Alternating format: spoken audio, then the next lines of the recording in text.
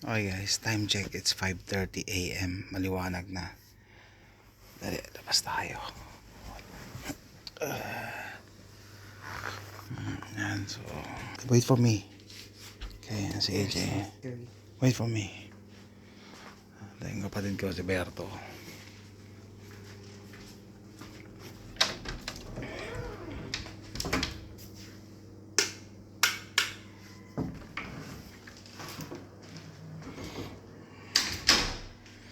Ito yung parang game room sa Pilipinas. Ate ko, maraming Buddha. Mamaya pa, ipakita ko rin. Akit tayo. Akit tayo sa third floor.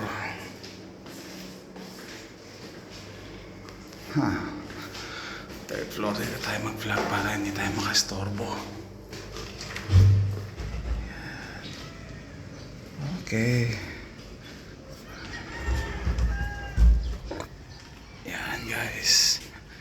Ito yung third floor ng ate ko.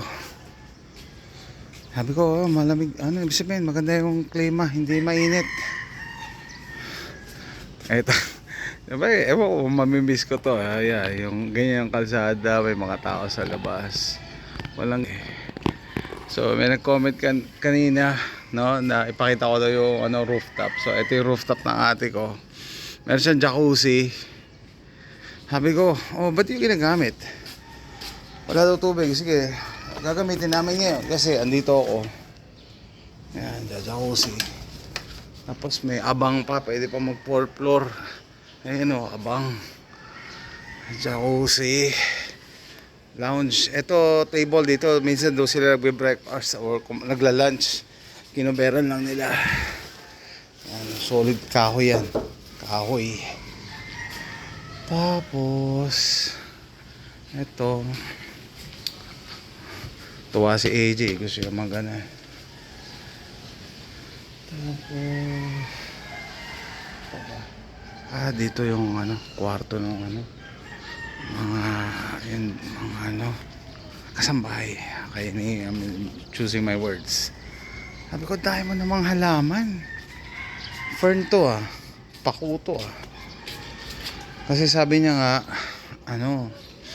nakakabawas daw sa init. True enough, dito maganda yung dito, maliwa. Basta medyo maganda yung weather. Parang para sigurong springtime. Parang ganun. Malamig sa umaga. Kaso ayoko na masyado madami. Sana isang side lang. Basta bagay, bahay niya to. Bahay niya to. Bahala siya. Dami Dami, pati orchids. At saka yan siguro ang epekto pagka wala kang lawn, no? So ang mga halaman mo nasa taas. Wala siyang backyard hindi katulad sa amin. Kahapon pala ang lakas ng ulan daw, natutulog kami. Natumba to kahapon So eto guys ang Manila, welcome. Good morning Manila. Good morning Manila. Sa umaga yung mga tao bumibili ng pandesal. Tagal na pala ako hindi kumakain ng pandesal. So ito yung niya, gate.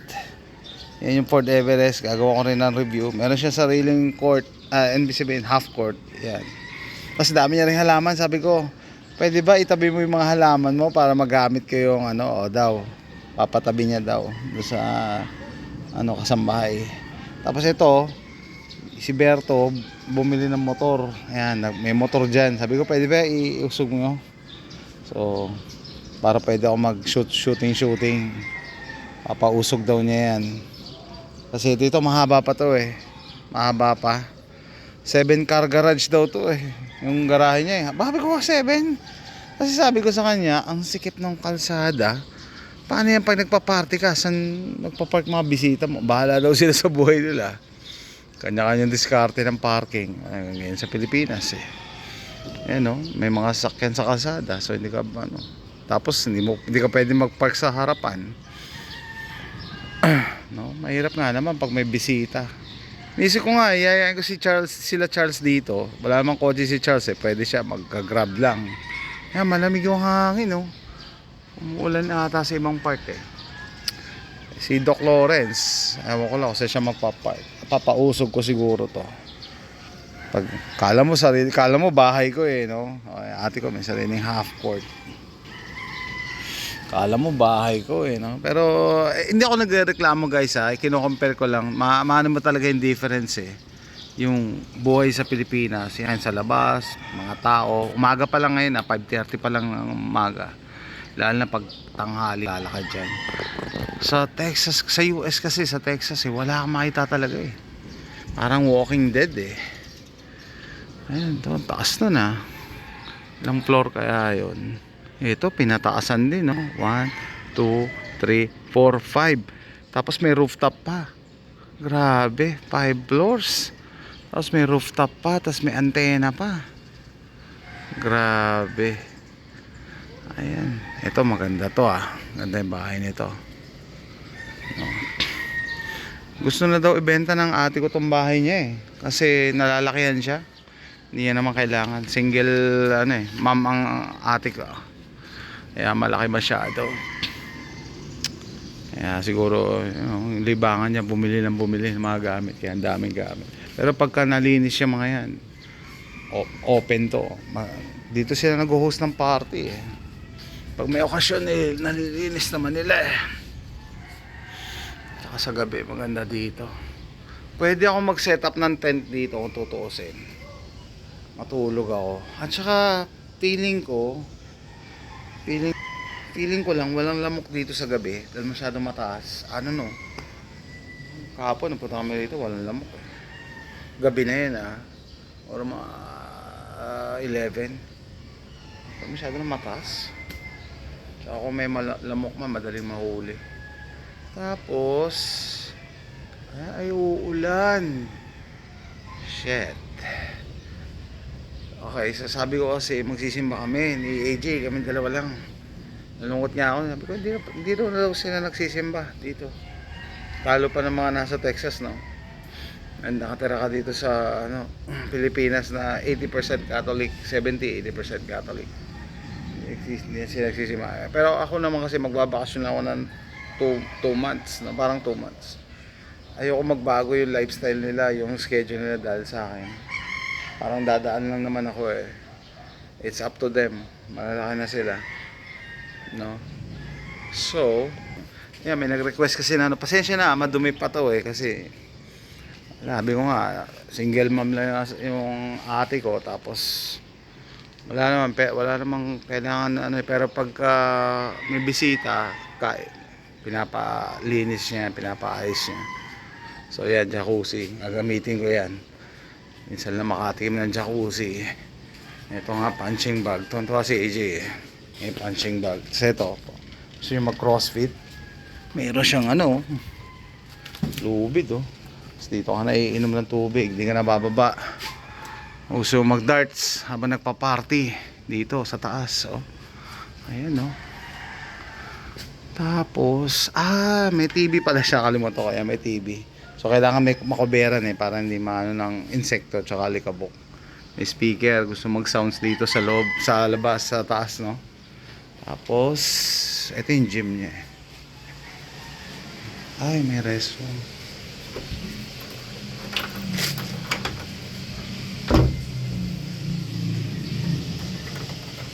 Paano ba to?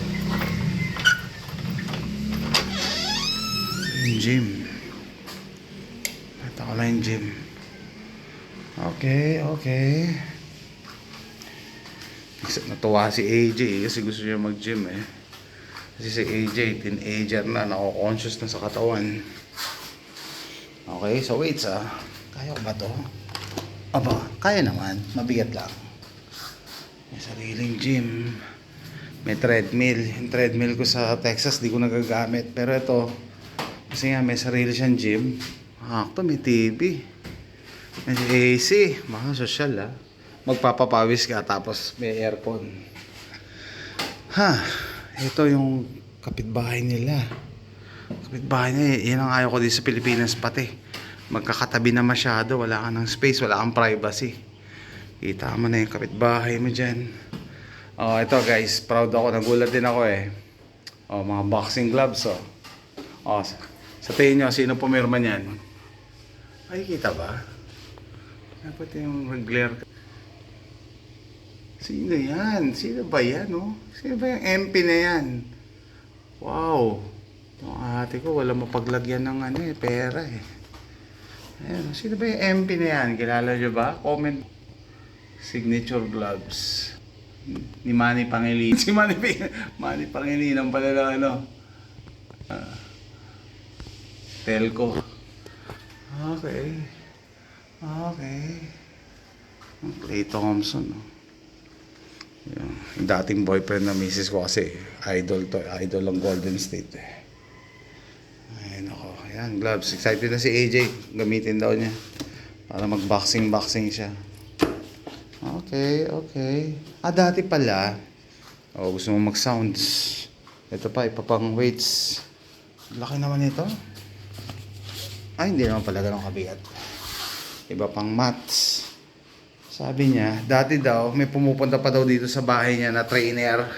Nag-hire pa siya ng personal trainer, guys. Labas na nga ako. Ayun. Collection ng ano, Lakers. The Town, Golden State, The Town, Clippers, Bulls. Collection ng jersey. Puro original yan. Ako hindi ako makabili kahit isa eh. Nanginayang ako eh. Nung pumunta kasi sa Amerika yung ate ko, bumili siya order siya sa, sa site mismo, sa nba.com. Sabi ko, mahal eh. Bumili siya. Bahala siya. Pera niya yan eh. Life is short. Wala siya.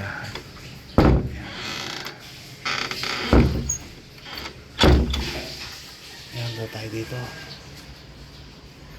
Tapos sabi natin ko, meron daw hagdan dito. Papunta sa likod. Meron silang, saan? Dati may alaga sila, ibon, patay na. Ito daw, papunta sa likod. Ano to? Ano ba yan? Hinangin.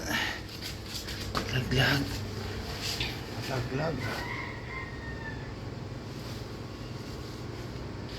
Ito sa likod. Okay, ito na yung sa likod. Dito yung labahan, tsaka ano. Yan yung labahan at tsaka yan yung kulungan ng aso. May Rottweiler yung ate ko eh. Pero siya, ayun, narinig ba yun? Good morning na yung rat. Kasi ang laki ng ulo eh. Gusto kong paamuhin, gusto ko i-train. So may Rottweiler tsaka Golden Retriever. Sabi ko, ano niya, Askal? Hindi, Golden Retriever yan. Siguro dahil mainit sa Pilipinas pag ang Golden Retriever, pag hindi naka-aircon, nagsishade yan eh. Nagsished.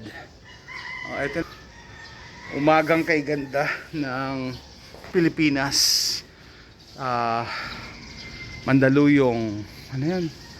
Barangka, ibaba, parang ganun. Sabi na ate ko, dito daw yung Makati, yan, mga Makati building. Comment, tandaan nyo yung mga building na yan.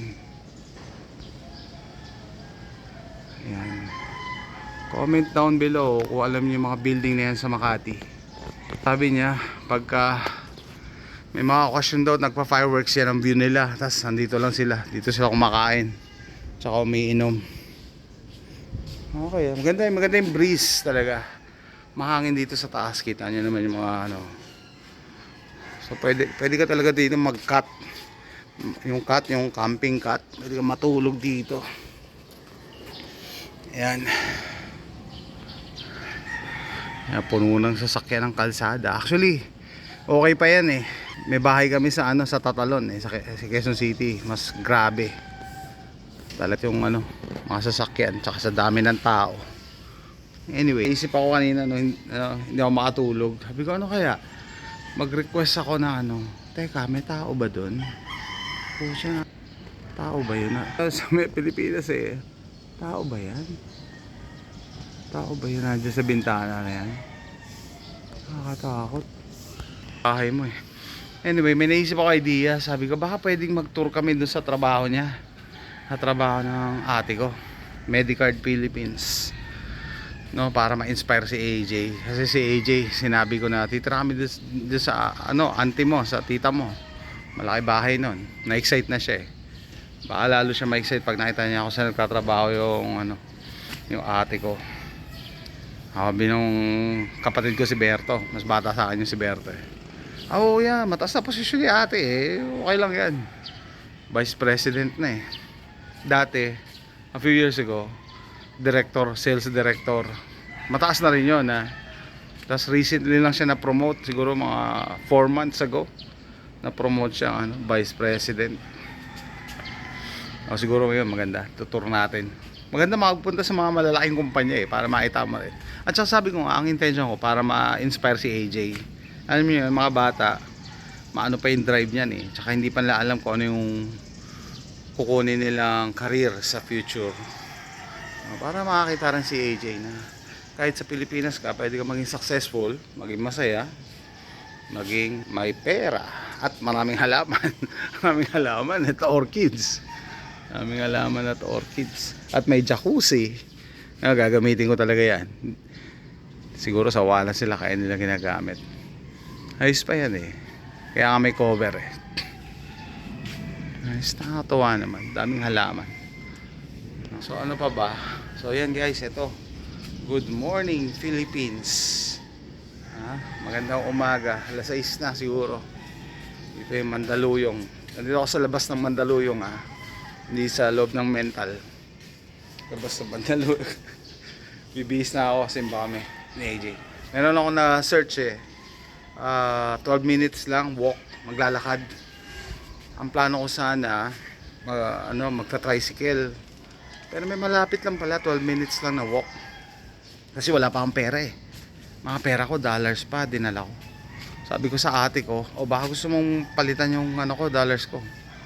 Para imbis na sa bangko ko ipalit or sa money changer, sa'yo ko na lang yung bahala ka na magpalit. At least mas mura. Mas mahal pag magpapalit ka sa bangko eh. Or sa money changer. Tapos marami pang ceremonias, kaya may paperworks pa. No?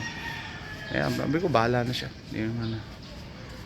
Hindi ko naman kailangan kumita eh. Kailangan ko lang ng cash na peso.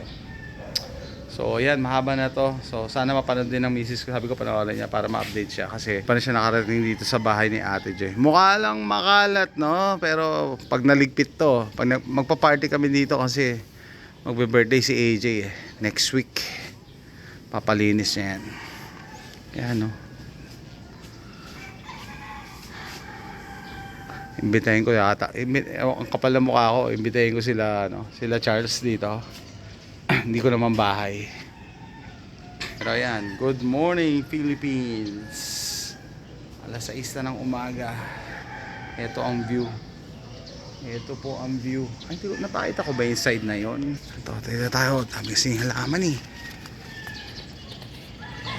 Ay, wala naman pala makikita.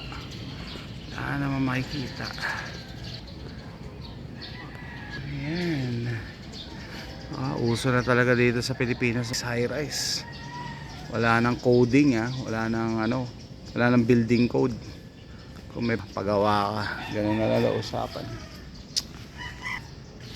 Anyway, so from Mandaluyong City, Sunday morning, magandang umaga sa inyo lahat.